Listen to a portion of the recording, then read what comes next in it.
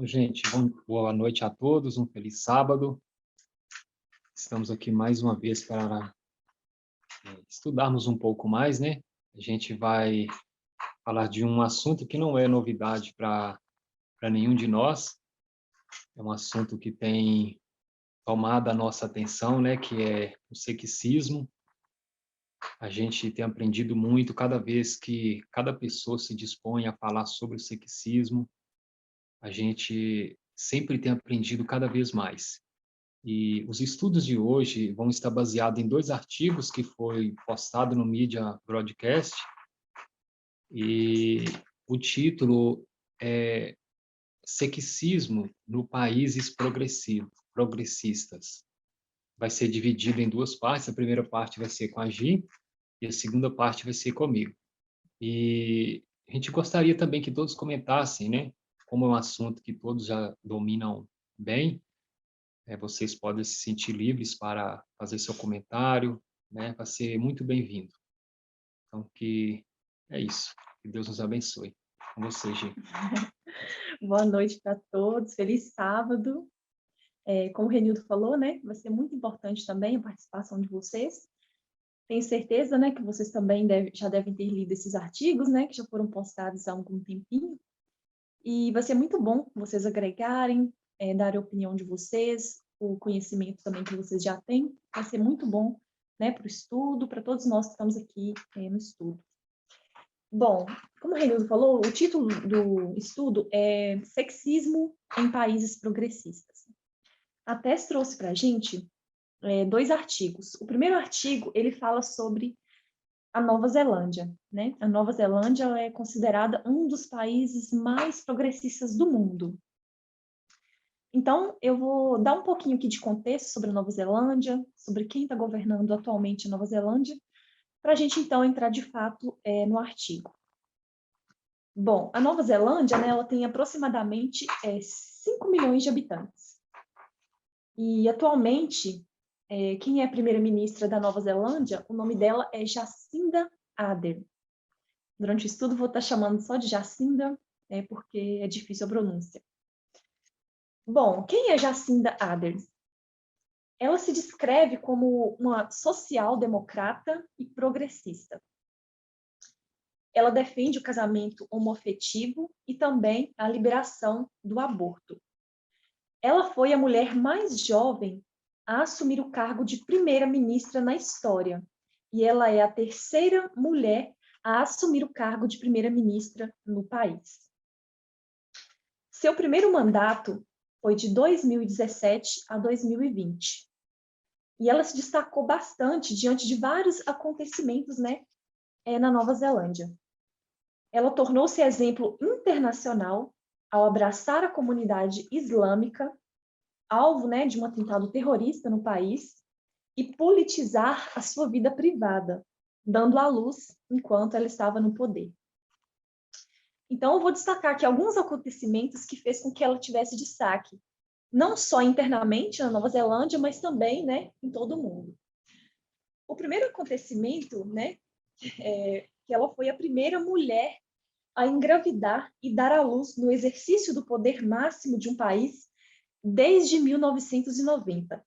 Antes dela, só teve uma mulher, que foi a Benazir Bhutto, no Paquistão.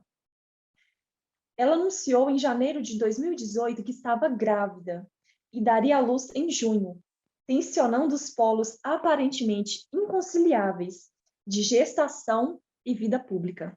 Então, ela veio quebrando, né, esse tabu de ser difícil conciliar, né, ainda mais um cargo tão alto, né, e cheio de responsabilidades como de primeira-ministra. Então, ela veio quebrando esse tabu, que era possível, sim, conciliar, né, a vida de mãe com a vida de primeira-ministra. Ela tirou, após o nascimento da sua filha, 6 semanas de licença maternidade. E quando ela voltasse ao trabalho, o seu namorado, Clark Gayford, assumiria os cuidados com a criança. Então, tudo isso chamou atenção, né? Porque, geralmente, na sociedade patriarcal em que nós vivemos, o papel de gênero, né, que é colocado sobre a mulher, é que é ela que é responsável pelo cuidado dos filhos e por muitas vezes abandonar a carreira, né? Abandonar a carreira, os estudos, a vida profissional, para ficar, né, cuidando da criança. Então, ao ela continuar na sua vida pública, né, no seu cargo de primeira-ministra, e deixar, né, a sua filha aos cuidados do namorado, ele seria, abriria mão, né, para ficar cuidando da filha. Então, ela quebra ali um tabu e dá um exemplo, né, que é de grande importância na sociedade. Essa quebra de papéis de gênero na sociedade. Ela declarou que ela não era diferente de uma mulher que trabalha em 3 empregos e assume várias responsabilidades. E que esse é um dilema enfrentado por várias mulheres. Então, ela veio aí dando exemplo da própria vida, né? Refletindo aquilo que as mulheres, em geral, na sociedade enfrentam. Então, ela se destacou bastante, né? Por ser essa primeira-ministra a dar à luz, né? Desde 1990, estando num cargo de grande responsabilidade. Um segundo acontecimento também que chamou bastante atenção, assim, para a vida dela, foi que ela estava com a filha dela de 3 meses apenas, né, em fase de amamentação, e ela precisava participar da cúpula da paz na ONU. Então, diante disso, né, ela foi e ela levou a filha dela, né, novinha, de 3 meses, com ela, né, para a ONU. Em declaração à imprensa, ela disse desejar normalizar a ideia de que há mães trabalhadoras, né? Não ser um tabu você estar com uma criança, ter que amamentar uma criança em público, né? Só porque você está em um cargo, né, de grande responsabilidade. Então, ela quis dar o exemplo e normalizar isso. Outro acontecimento, né, em que ela destacou bastante também, foi, né, a conduta dela em resposta aos atentados em uma mesquita na cidade de Christchurch. Eu creio que todos, ou quase todos, né, devem se lembrar, em 2019, um terrorista, né, de extrema-direita, ele entrou numa mesquita, né, enquanto as pessoas estavam lá em momento de oração, e ele chegou atirando e matou 51 pessoas e feriu outras 49. Em um comunicado transmitido pela TV, a Jacinda ela ofereceu condolências e afirmou que os tiroteios foram executados por suspeitos com visões extremistas, que não têm lugar na Nova Zelândia ou em qualquer outro lugar do mundo. Ela declarou um período de luto nacional e viajou para Christchurch para encontrar as famílias das vítimas. Ela mostrou respeito aos imigrantes, assumindo-se a si mesma de origem europeia como imigrante. Então, ela também se colocou na mesma posição que aquelas pessoas. No encontro com líderes religiosos muçulmanos, ela, que é agnóstica, cobriu os cabelos, né, com aquele véu, em sinal de apoio à comunidade islâmica.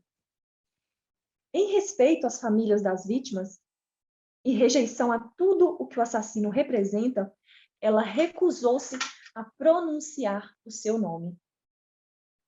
Em resposta também aos tiroteios, ela anunciou a intenção de seu governo de introduzir regulamentos mais rígidos sobre armas de fogo.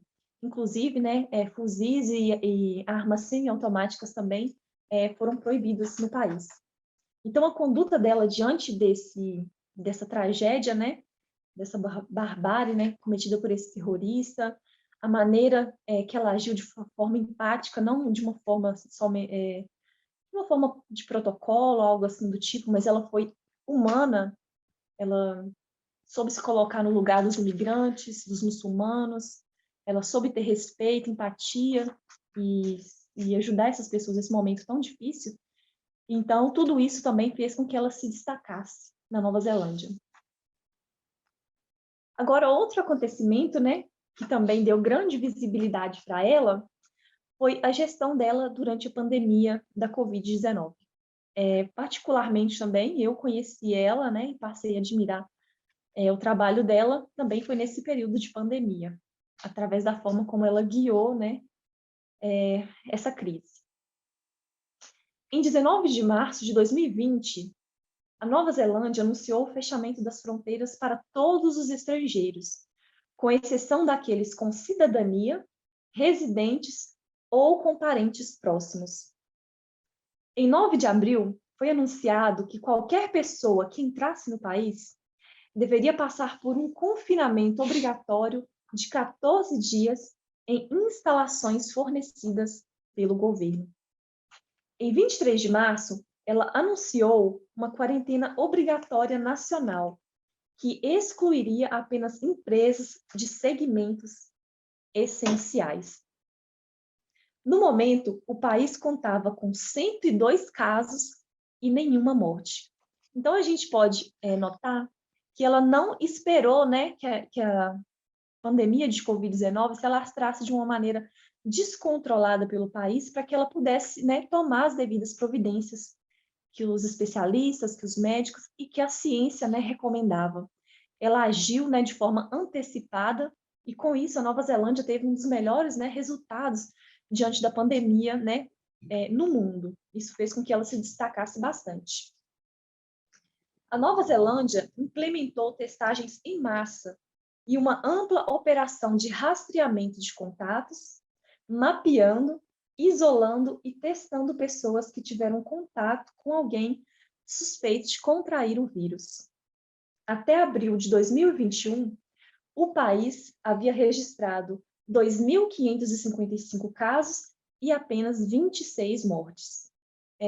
Então, ela foi um exemplo, né, na condução da crise do Covid-19.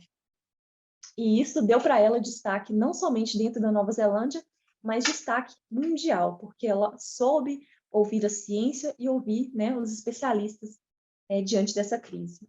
Então, ela tem posturas assim muito adequadas, né? Ela é uma pessoa muito sensata. Ela também tem posturas muito corretas, né, diante das questões das mudanças climáticas. Vocês podem também estar pesquisando mais sobre isso. E outra coisa também que ajudou muito a popularidade dela na Nova Zelândia é que ela criou pacotes sociais para ajudar pessoas em outro tipo de epidemia. Foi epidemia de ansiedade, né, que as pessoas estavam sofrendo dentro da Nova Zelândia. Então, ela criou maneiras, né, de ajudar as pessoas que estavam sofrendo com depressão e ansiedade, né, que também atrapalham e incapacitam muitas pessoas, né, no dia a dia. Então, tudo isso, né, em todos esses acontecimentos, fez com que ela se tornasse muito popular. Então, com essa popularidade, né, estando em alta, em outubro de 2020, Jacinda Ardern, ela é reeleita. O partido dela conquistou 64 dos 120 assentos do parlamento, obtendo maioria absoluta das cadeiras, sendo a maior vitória do partido em quase um século. Então, ela chegou mesmo para fazer diferença, ela chegou para mostrar que as mulheres são, sim, capazes, né, de conduzir com maestria um país, mas com isso, agora nós vamos dar início no artigo, com isso, ela desperta a fúria, a raiva, o ódio de várias classes de pessoas, né? O título do artigo que a Anciã Tess colocou no Media Broadcast é o seguinte: aqui estão os trolls. As mulheres políticas da Nova Zelândia lutam contra a maré crescente de misoginia.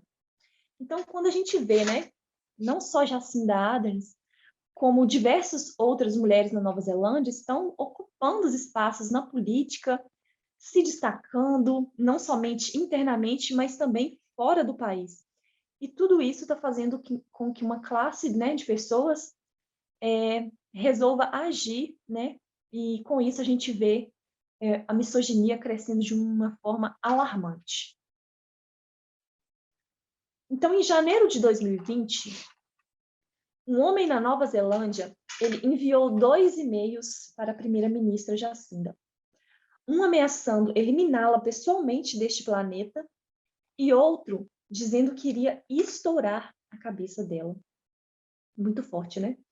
Foi o culminar violento de 88 longos e-mails enviados durante um período de 4 meses para funcionários do governo, nos quais ele se referiu a eles como criminosos e terroristas.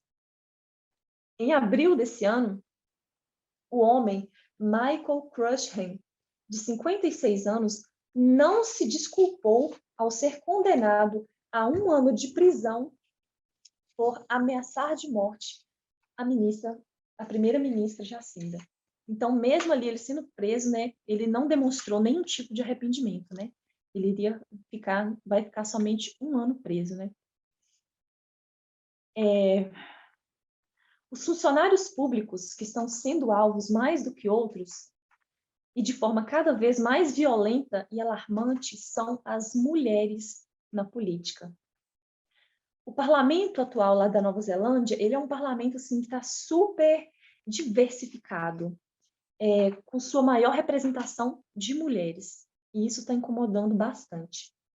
Atualmente, há 58 membros do parlamento do sexo feminino, o que compõe 48% dos membros eleitos, ou seja, quase metade dos membros são mulheres.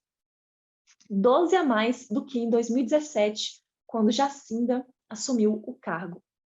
3 dos 5 partidos votados são liderados ou coliderados por mulheres. Jacinda, ela tem marcado algumas estreias para as mulheres na política. Ela é a primeira ministra neozelandesa a dar à luz enquanto estava no cargo e a segunda no mundo. E sobre a sua liderança, Nanaia Mahuta tornou-se a primeira mulher ministra das Relações Exteriores do país. Então, ela, né, que tem estado ali à frente desse país, e diversas outras mulheres, né, que entraram para a política, estão compondo ali, tomando seus lugares, né, representando a classe feminina, elas agora estão sofrendo um índice cada vez maior de misoginia. Agora eu queria a participação de vocês. Por que vocês acham que as mulheres na política, elas incomodam tanto? Alguém pode responder para mim? Por que as mulheres na política, elas incomodam tanto?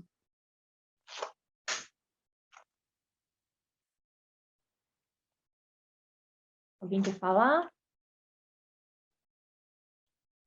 Todo mundo Gi, cansado. Oi, pode falar. então, eu acredito que inicialmente, assim, bem superficial do que veio à minha cabeça, é justamente porque é um universo masculino, né? É um lugar onde a gente vê, assim, que até na infância, né, como a gente viu no estudo da Rose, da semana passada, é colocado como para homem, né? Não é para mulher, assim.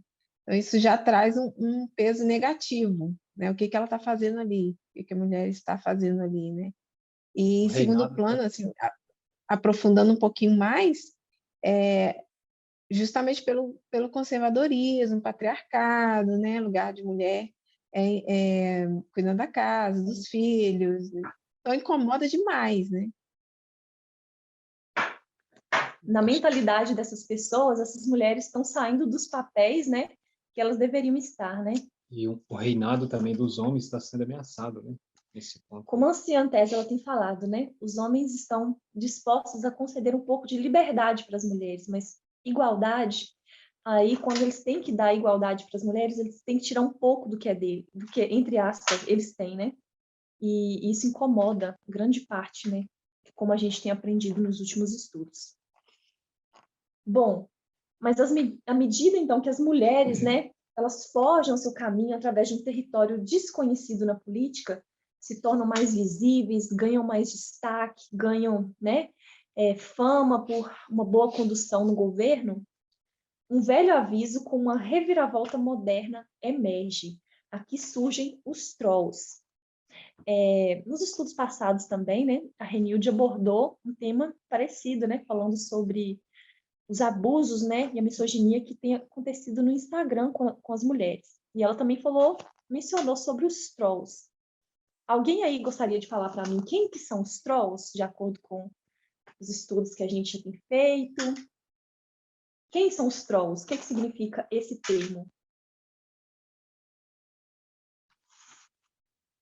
Vamos ver se vocês estão lembrados. Gabriel.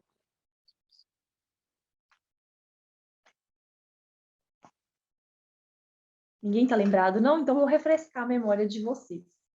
Eu procurei aqui, né, um contexto do que significa um troll. Na mitologia nórdica, os trolls são habitantes antropomórficos da floresta, criaturas terríveis capazes dos piores atos contra os humanos. Seus principais inimigos são seus principais inimigos. Sequestram seus filhos, fazem raptos, saqueiam aldeias, etc. A ficção moderna tornou os trolls, junto com os ogros e outros seres fantásticos, em antagonistas dos humanos nas guerras e diversas batalhas. Tudo isso dentro do contexto mitológico escandinavo, ou seja, então isso daqui é a definição na ficção. Os trolls são inimigos dos humanos.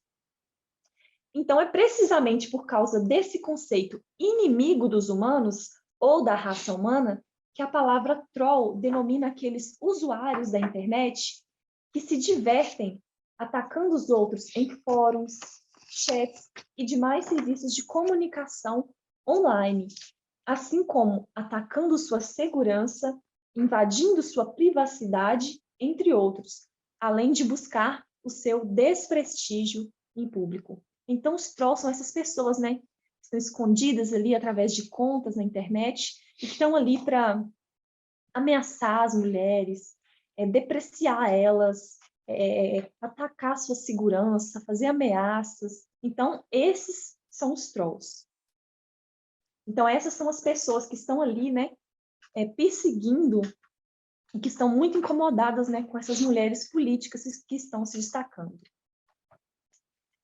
As mulheres membros do parlamento estão lutando contra uma onda crescente de abusos misóginos, desde estupro e ameaças de morte até comentários depreciativos sobre sua aparência e questionamentos de suas qualificações, muitos dos quais estão sendo espalhados online por pessoas escondidas através de contas anônimas nas redes sociais.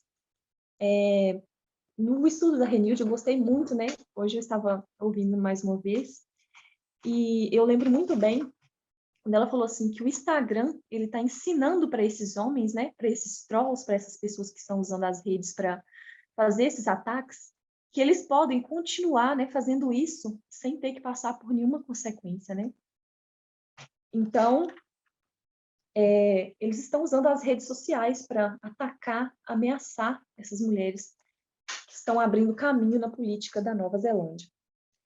E de acordo com pesquisas, esses ataques misóginos, eles têm aumentado dia após dia.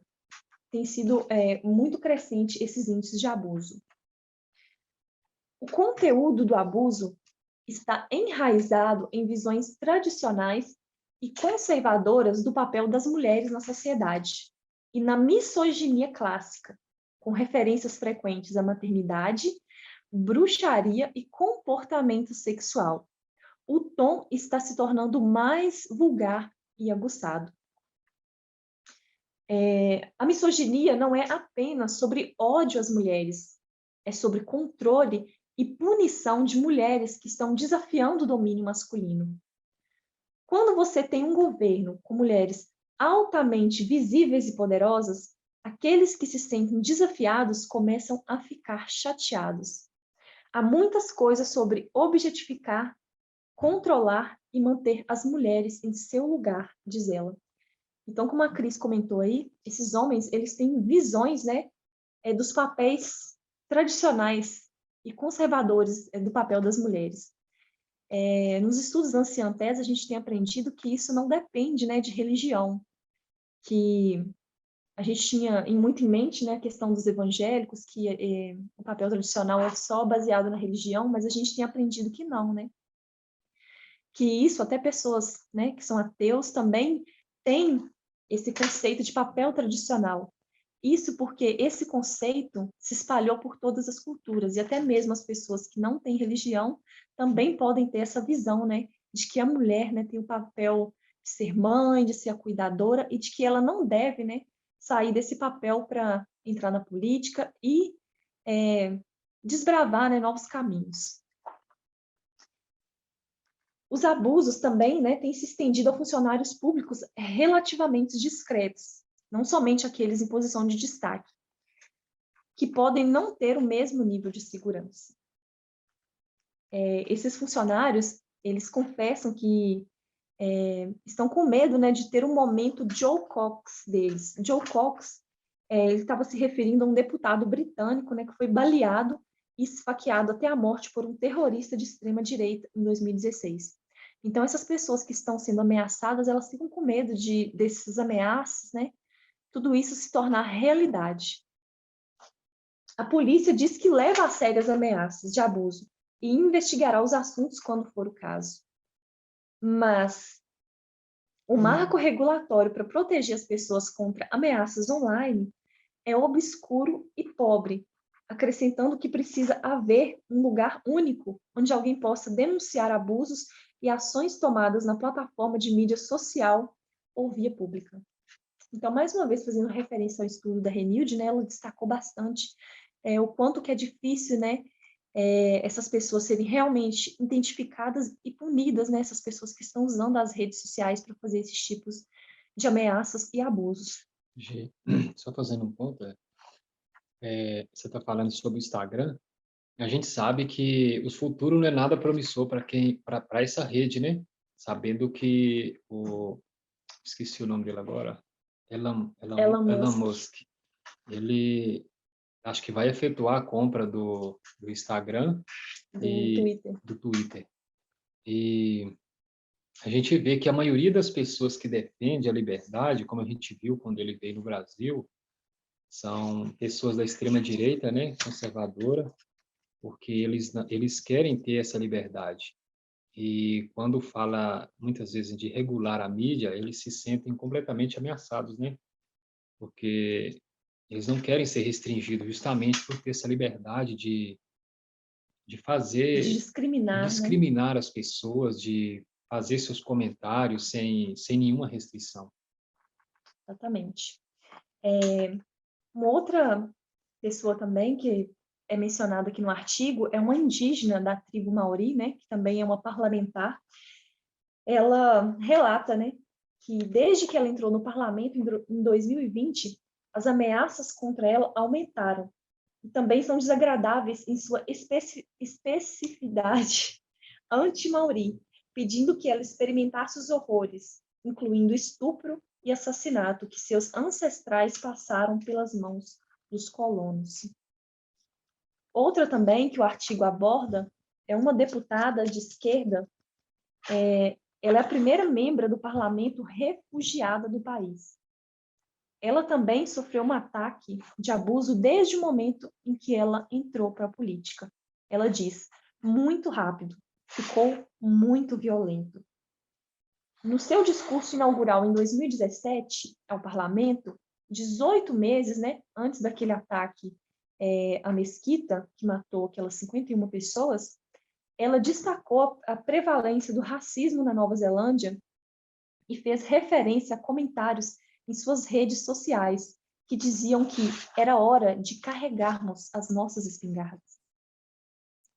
Em 2019, ela recebeu uma escolta de segurança após uma série de ameaças de morte, abuso que ela acredita ter aumentado após comentários de outros políticos.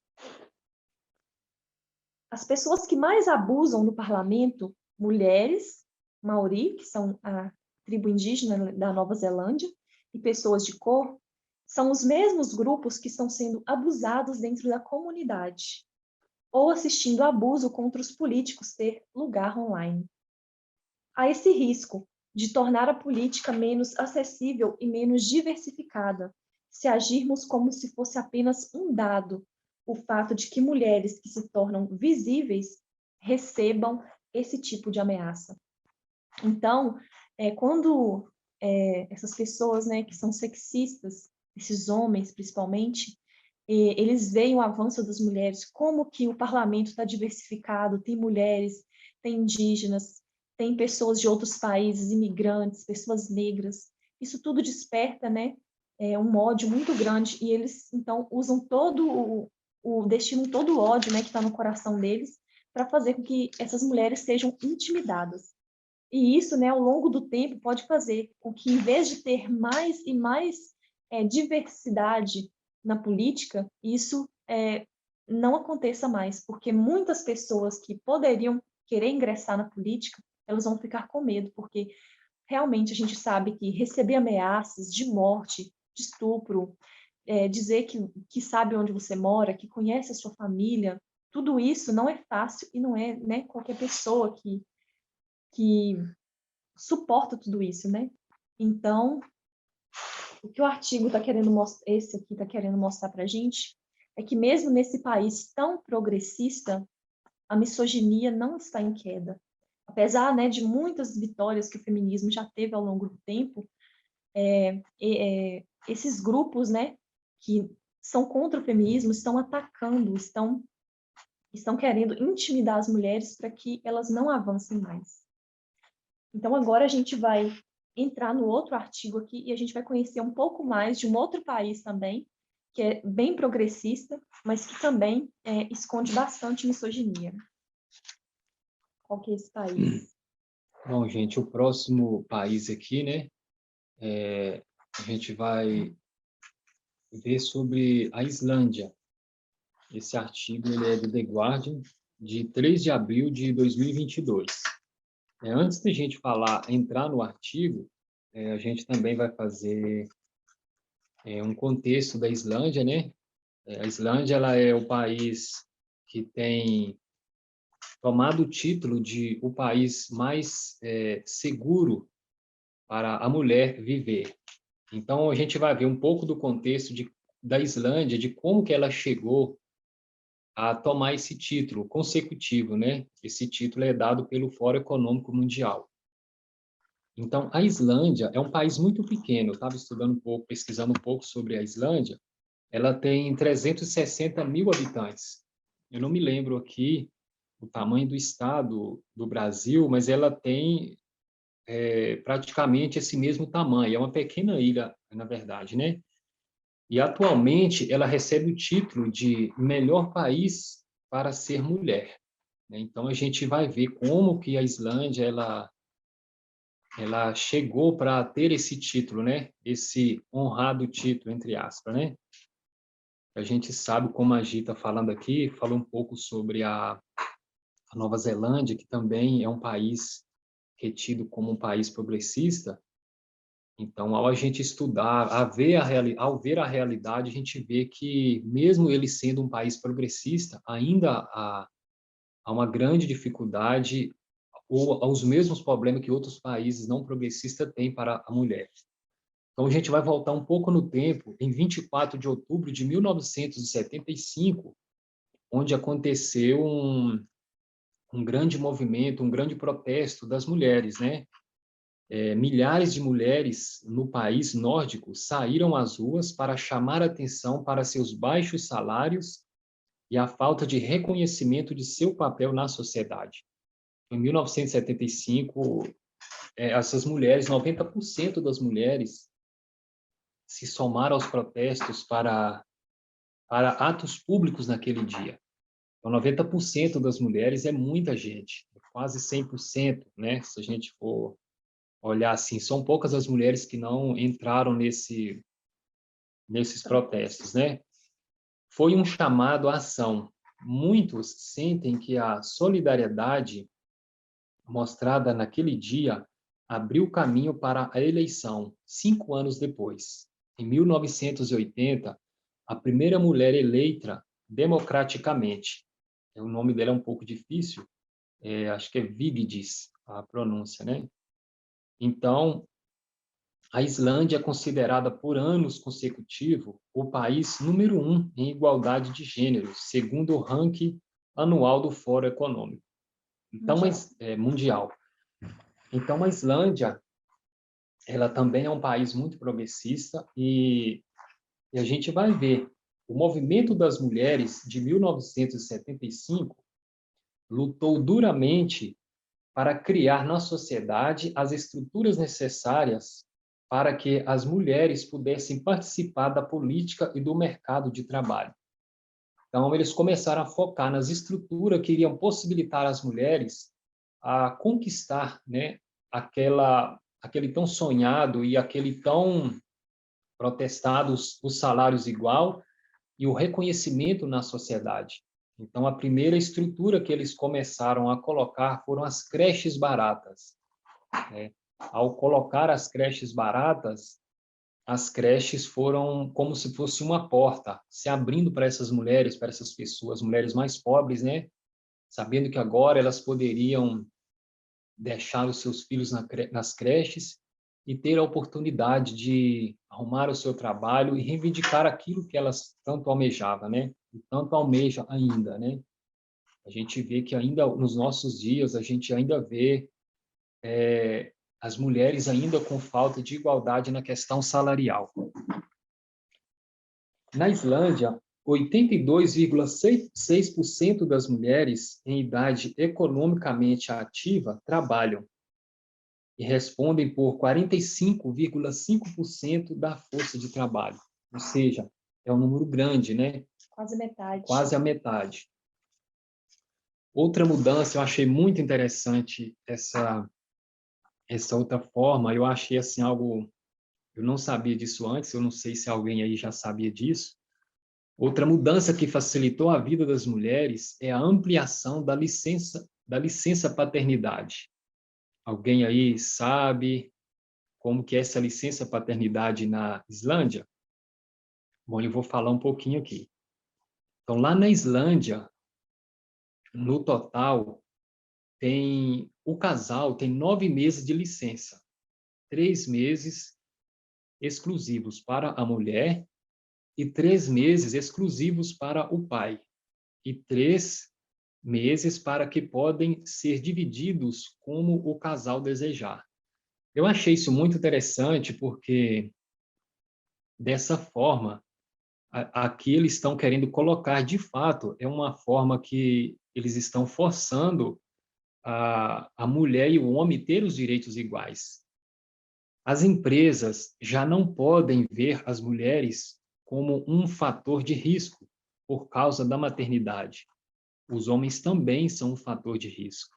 Então, o que eles fizeram é tentar igualar isso, porque Exatamente. se uma empresa não vai contratar uma mulher porque ela engravida e ela vai ter que tirar a licença, então também ela não vai poder contratar um homem, porque lá essa licença paternidade é obrigatória, são 3 meses para a mulher, 3 meses para o homem, né? E outros 3 meses que eles podem dividir da maneira como que eles acharem melhor. Então, esse já não é mais um motivo para uma empresa não contratar uma mulher. Exatamente. E o que é beneficiativo nisso também, até para a própria criança e para o pai também. A gente sabe que a gente está vivendo, né, numa sociedade patriarcal e eu imagino que todos nós vivemos isso, a gente sente isso no nosso dia a dia, né? As mães, elas têm o título, né, de ser mais carinhosa. Os filhos sempre olham para as mães com mais carinho, pelo fato da mãe estar ali desde a concepção do filho ali, a mãe está ali ao redor, cuidando, e o pai é sempre aquela pessoa distante que sai para o trabalho, não tem participação quase nenhuma ali na criação dos filhos. Eu achei muito interessante isso. Para mim foi assim algo inovador. Outra estrutura também, Então, isso ajudou muito, né, sim, para a Islândia conseguir esse título, né? Porque com exatamente. isso, mais e mais mulheres podem ser contratadas, podem trabalhar, né? Exato, e elas não são vistas como um fator de risco. Foi criado também os sistemas de cotas, né? Um sistema que prevê que a proporção de mulheres e homens em órgãos públicos não seja menor que 40% para ambos os sexos. Isso vale também para empresas com mais de 50 funcionários. Ou seja, então, é uma lei que está buscando igualar, colocar Proporção, né? essas proporção para que as mulheres possam ter os mesmos direitos, né?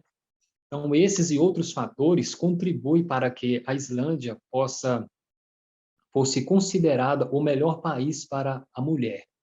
Então, agora, como a gente deu um contexto, né, de como que a Islândia ela Recebeu esse título. recebeu esse título, né, de melhor país para a mulher viver, O artigo, ele vem dando uma... Na verdade, o artigo ele não quer desmerecer esses pontos, essas conquistas importantes, né, que a Islândia tem. Mas o que, na verdade, o artigo quer mostrar é que esse país, o título até já diz bem. É uma pergunta, o título do artigo, né? O lugar mais seguro do mundo para ser mulher? É uma pergunta, né? Tente dizer isso a estas ativistas islandesas. Ou seja, as mulheres que vivem ali, o artigo, na verdade, ele vem mostrando os pontos que muitas vezes não é considerado As contradições, né? as contradições que é Que as próprias mulheres, né, que moram na Islândia, elas não acreditam nesse título que é dado ao país delas. exatamente. A gente vai pincelar alguns pontos aqui e se você quiser fazer algum comentário, sinta-se livre, pode interromper, tá? Então a gente vai começar lendo E aqui. Nildo, Oi, sim, Gabriel. a gente às vezes se deixa levar, né, por esses rankings, né, esses títulos, né, o melhor e segundo melhor, terceiro melhor. No Brasil tem muito essa coisa, né, melhor do mundo para isso e aquilo. Então tem uma certa fascinação com esses rankings, né, mas talvez seria mais adequado falar assim o menos ruim, né, mas não significa que Exatamente, seja bom necessariamente. exatamente, Gabriel. Então vamos ler aqui. A Islândia é frequentemente rotulada como o melhor lugar do mundo para ser mulher, bem como o país mais seguro da Terra. Mas muitas mulheres islandesas reviram os olhos em frustração com tais afirmações. Isso é uma porcaria, diz Ruda, de 35 anos. Isso tem sido enfiado em nossas gargantas desde que éramos pequenas. Nos dizíamos que estávamos muito seguras, mas, ao mesmo tempo, nossas mães nos alertavam a não falarmos com os homens, né? Então, aqui, Ruda, ela já vem demonstrando Contradição. essa contradição, né, que o ranking mostra, né? E para muitas mulheres de lá, esse aqui é um comentário da Anciane Pes, quando ela publicou o artigo, ela vem mostrando que para muitas mulheres o melhor ainda significa abuso, ainda significa descrença, porque lá são desacreditadas. Silenciamento, porque muitas pessoas, muitas mulheres tentam, muitos homens tentam impedir elas de denunciar os abusos que elas sofrem. O melhor ainda significa estigma, são rotuladas, são discriminadas. Então, o que para muitos é o melhor, para essas mulheres, elas estão sentindo na pele que realmente Tá longe, né? o que está longe de ser uma realidade. Então, Hulda é uma membro de Ófuga, acho que é o nome, a pronúncia é essa, um novo grupo feminista formado por 9 mulheres islandesas que têm colhido e compartilhado histórias anônimas de violência sexual por homens poderosos.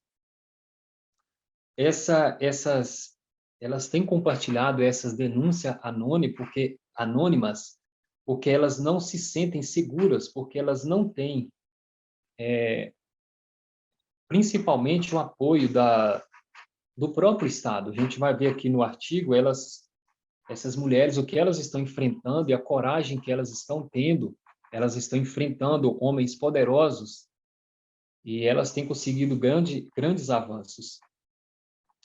Ruda é um membro do Ófuga, um novo grupo feminista formado por 9 mulheres irlandesas que têm colhido e compartilhado as histórias anônimas de violência sexual por homens poderosos. Suas recentes ações tomaram o pequeno país de surpresa e provocaram um ressurgimento do movimento Me Too. Eu, obviamente, acho que todo mundo aqui sabe o que é o movimento Me Too. É um movimento contra o assédio sexual e essas 9 mulheres, o trabalho que elas têm feito lá tem ressurgido novamente esse movimento. No último ano, vários homens islandeses em posição de poder renunciaram ou foram demitidos por alegações de assédio, má conduta e crimes sexuais.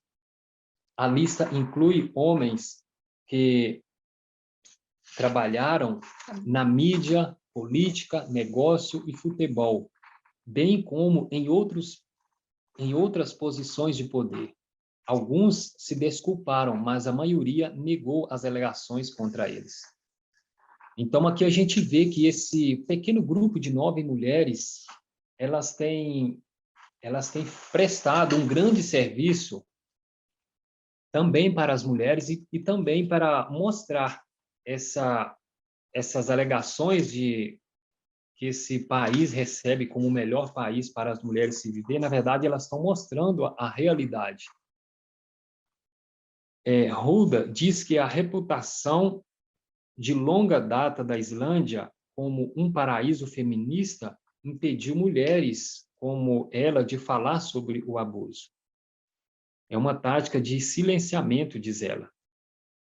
Nos disseram que devemos ser gratas porque em outros países é pior do que aqui. Então, esse título que a Islândia tem como o melhor país para que a mulher se viva, na verdade, eles têm como sido um manto, né, para encobrir o que realmente as mulheres sentem na pele ali. Então, aqui a gente vê que esse manto de igualdade, ele encobre esses abusos, são muitos os abusos. Na verdade, o artigo ele está querendo realmente mostrar, imagino que todos já leram esse artigo. Esse título ele é usado para fazer as mulheres se contentarem com o que elas estão passando. Exatamente.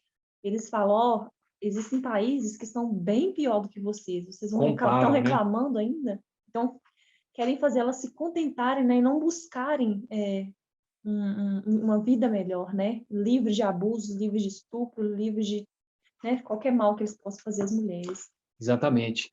Uma em cada 4 mulheres no país foi estrupada ou abusada sexualmente, de acordo com um estudo da Universidade da Islândia, que teve mais de 20.000 participantes. Isso é maior do que as estimativas para a União Europeia e o Reino Unido. Ou seja, é muita gente. 25% das mulheres já foram abusadas.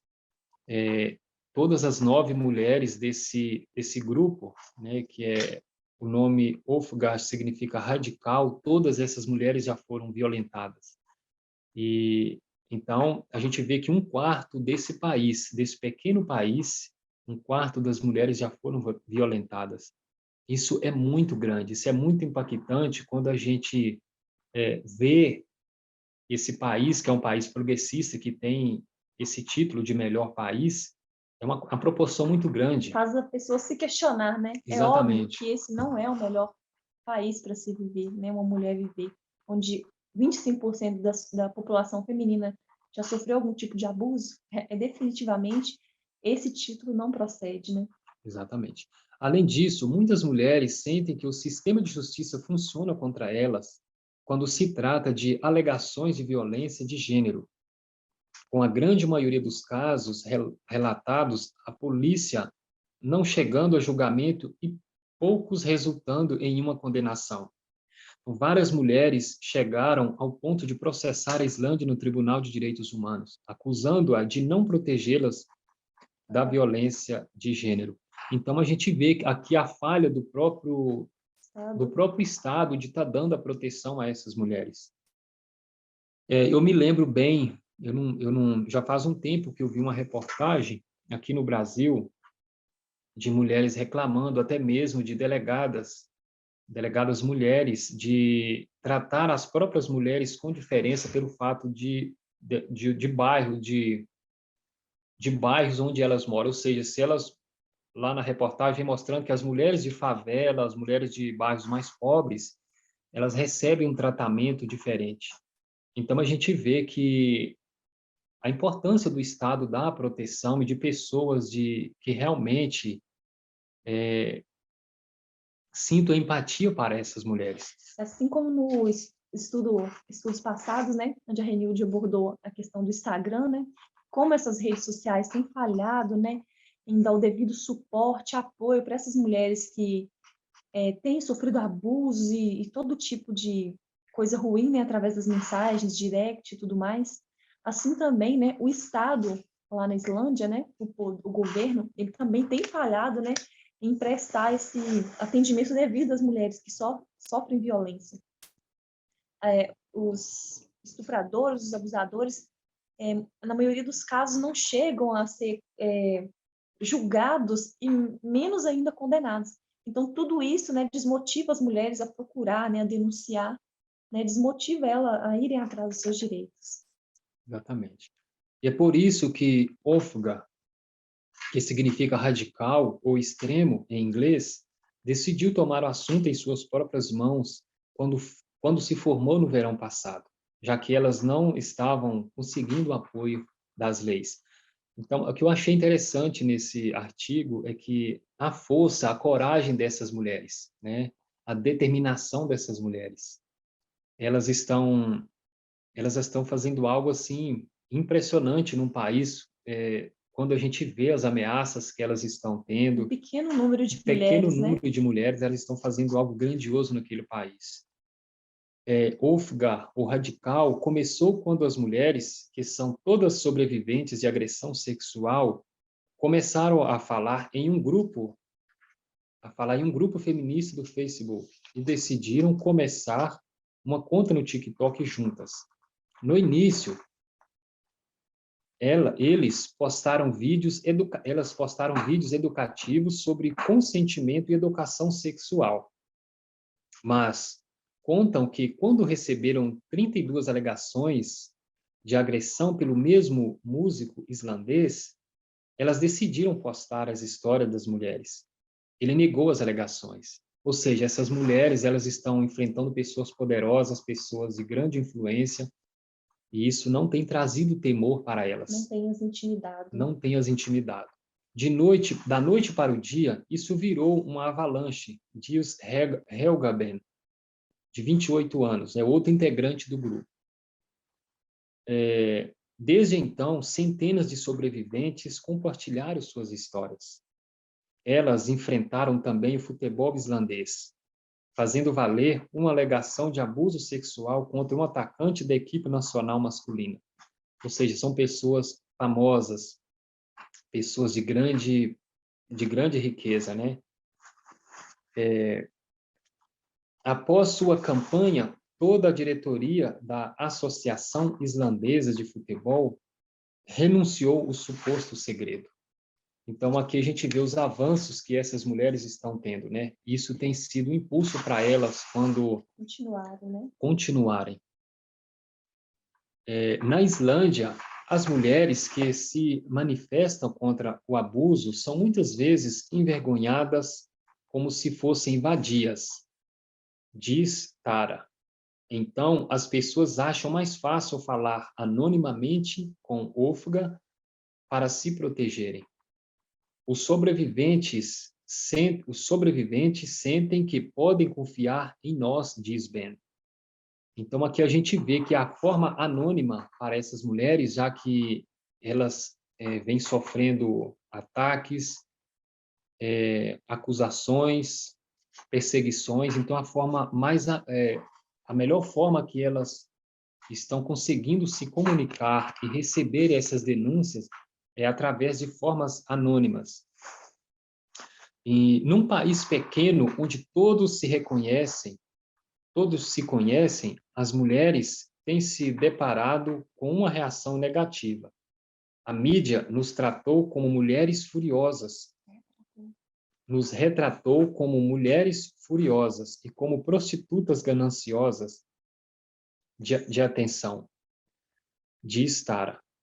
Eles usam as fotos mais feias que encontram de nós. Eu me lembrei de quando eu já vi um documentário falando sobre as sufragistas e até o movimento feminista também, de que a mesma tática que eles usavam lá, trazendo a imagem das mulheres como descabeladas, as mulheres que eram mais feias, que não arrumavam namorado, tudo isso era jogado contra elas para tentar intimidar elas, para trazer descrédito para elas. E da mesma forma, ainda hoje, ainda é uma tática também dos homens, né, de ainda usar essa mesma tática contra as mulheres, principalmente, né, as mulheres, nesse caso aqui, das mulheres que estão enfrentando, né, o seu domínio patriarcal. As mulheres em Ofgar também dizem ter recebido ameaças de morte, juntamente com chamadas implorando-lhes para parar. Recebi telefonemas dizendo que sabiam onde eu morava, diz Tara. Eu também tinha mensagens no Instagram dizendo que eu deveria me matar. Recebemos um e-mail dizendo que alguém vai acabar morrendo se a gente não parar. O que me impressiona nesse artigo é a coragem dessas mulheres. Elas não estão ganhando nada com isso, né? Na verdade, a coragem delas também nos encoraja, né? Que a gente sabe que nós também, a gente também temos um papel na sociedade. E a coragem dessas mulheres é algo assim animador para todos nós.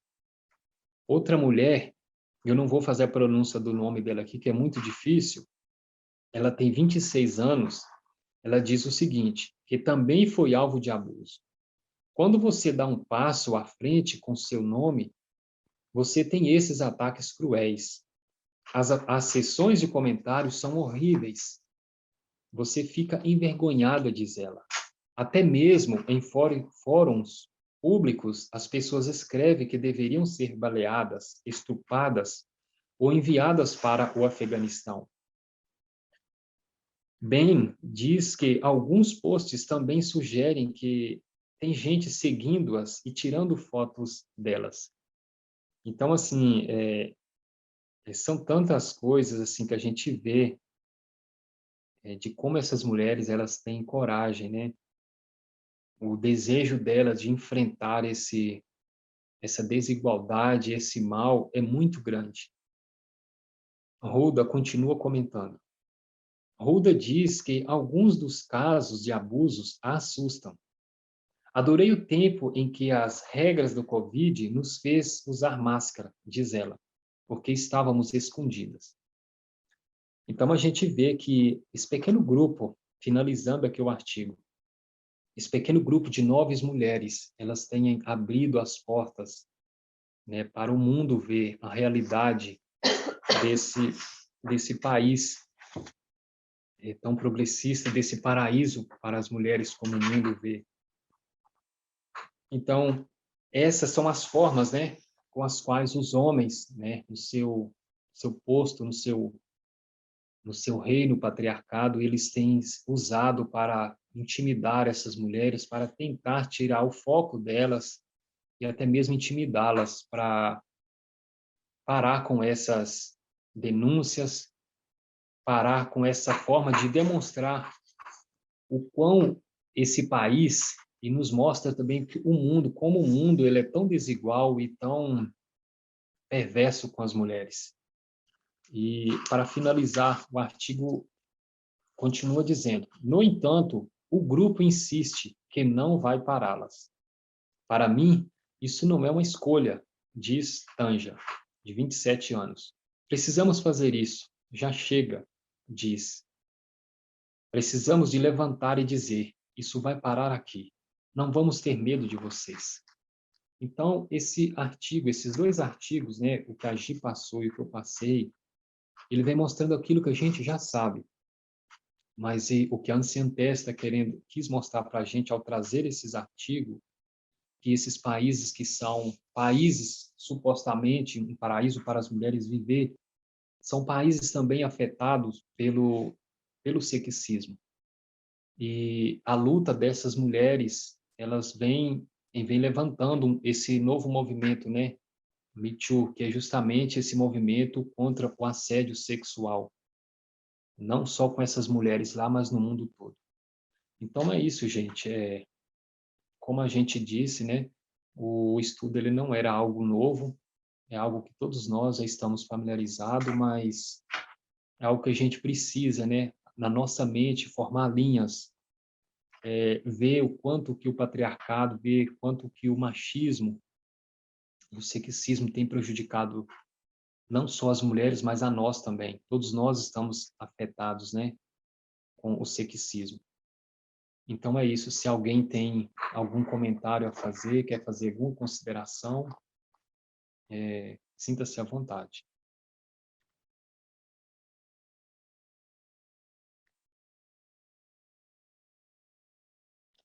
Bom, se ninguém tem nenhuma consideração, eu gostaria só de fazer um comentário final, né? A anciã Tesla, através de estudos anteriores, né, já nos mostrou. Teve um teste, né, que foi localizado nos Estados Unidos. Depois aprendemos que esse teste se espalhou pela cristandade. Mas agora, na nossa dispensação, né, esse teste, ele é global. A gente também tem aprendido que nenhum país está livre, né? Nem mesmo esses países que estão com títulos de melhores lugares para a mulher morar, que são lugares onde os avanços feministas tiveram, né, muitos ganhos, nenhum país está livre. Que o sexismo, né, como a gente já aprendeu, é o pecado mais antigo, mais arraigado, então ele está em todos nós. E ele não depende de religião, né? Ele está enraizado em todas as culturas, seja no protestantismo, no catolicismo, no ateísmo, em todo lugar há essa misoginia. E só finalizando, né, um comentário da anciã Dez, ela diz o seguinte: a misoginia não está em declínio. Em vez disso, está piorando rapidamente como uma resposta hostil às vitórias que o feminismo já tenha ganho. Esse é um ponto profético para a gente ver, entender e interiorizar. Então, eu recomendo, né, a todos, para que a gente possa continuar aqui acompanhando os nossos estudos, as aulas da escola. Cada estudo que é feito aqui vem acrescentando, é uma nova camada que vai ajudar a gente a abrir nossa mente, a compreender mais sobre esse nosso teste, a entender, né, como essa história complexa está se desenrolando e a estarmos preparados.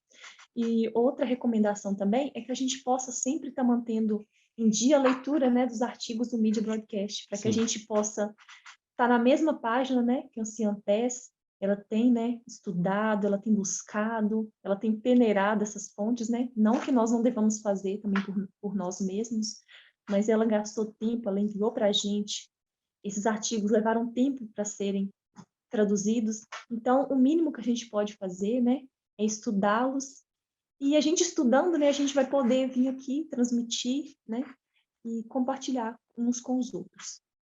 Então, se ninguém tem mais nenhum comentário, eu vou convidar vocês para a gente se ajoelhar.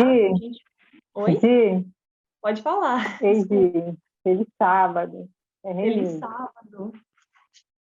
Feliz sábado. Então, apesar de esse artigo, né, esses artigos que vocês trouxeram, vendo, né, países desenvolvidos, né, e de certa forma, assim, para a gente, olhando tudo isso, até um pouco é como se fosse desanimador, né? Ser mulher e lutar pelos direitos das mulheres. Mas, ao mesmo tempo, o artigo vai do começo ao fim, mostrando uma luta e uma união, E uma coragem, né? Solidariedade, solidariedade, acolhimento entre mulheres, né? O Renildo falou de 9 mulheres no país inteiro, né?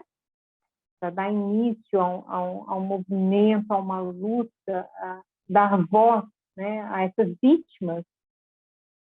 E todas essas mulheres são vítimas. Então, ao mesmo tempo, a gente vê que nós temos que ter muita força, nos encorajarmos, termos muita empatia, né? E procurarmos realmente, como vocês passaram, valorizar muito todos esses artigos, todos esses ensinamentos, tudo que tem sido passado para a gente, estudos maravilhosos que a gente teve por um mês na escola também, né? Já estão todos disponíveis para serem vistos, para que nós estudemos e possamos, assim, ter a mente e o coração muito mais fortalecido. exatamente. Porque são realidades, né? Tristes realidades, mas nós precisamos nos munir de entendimento, de conhecimento para poder lutar. Muito obrigada pelo estudo, excelente. Como vocês disseram, a gente vai completando, né? Um estudo completando com o outro. Muito obrigada. De nada, a gente que agradece. Só me veio no pensamento aqui, né? A coragem dessas mulheres, né? Me lembrei daquele estudo do Parmênides, onde ele fala, né, da tríplice união, né?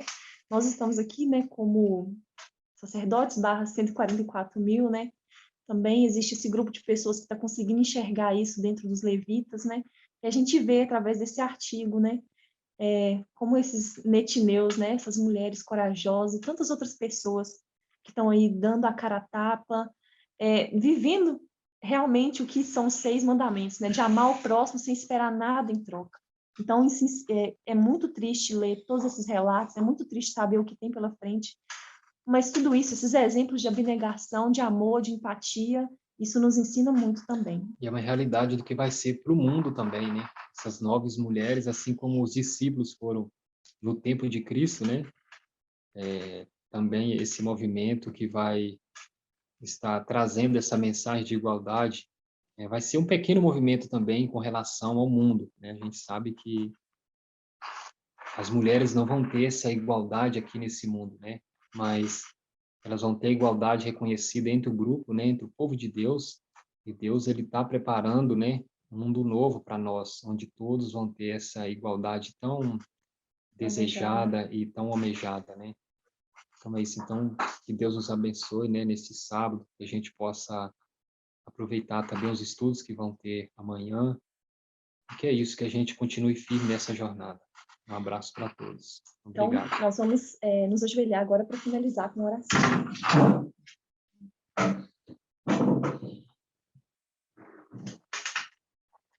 Querido e bondoso Deus, nós queremos agradecer pela oportunidade de ter compartilhado um pouco do que a gente aprendeu com esse artigo. Queremos agradecer pela nossa liderança, por cada pessoa, Senhor, que tem trabalhado para que cada material desse chegue às nossas mãos.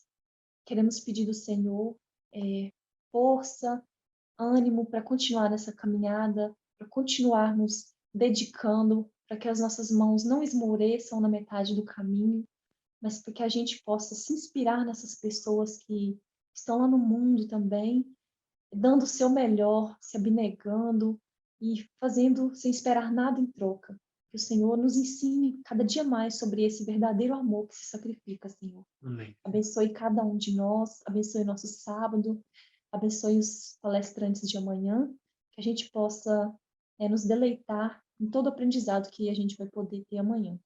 Em nome de Jesus, te agradecemos por tudo. Amém. Amém. Amém.